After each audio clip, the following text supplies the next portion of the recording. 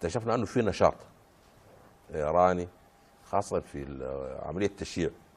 يعني في مركز ثقافي ايراني. اكتشفتوا مصادفة ولا يعني اكتشفوا على عينكم هذا كان يحدث؟ لا يعني المركز الثقافي، نحن برضه كان عندنا مركز ثقافي في طهران باعتبار انه هي في اطار التبادل الثقافي، لكن نحن ما كنا شاعرين بالبعد الشيعي وعمليه التشيع، لكن ما عندنا عمل نشاط في داخل المجتمع الايراني. ما تسننوا الشيعة بس هم يشيعوا السودانيين السنة، لانه نحن ما شاعرين بالمشكله بتاعت صراع الشيعه سنه دي، نحن ما كنا شايفين البعد ده.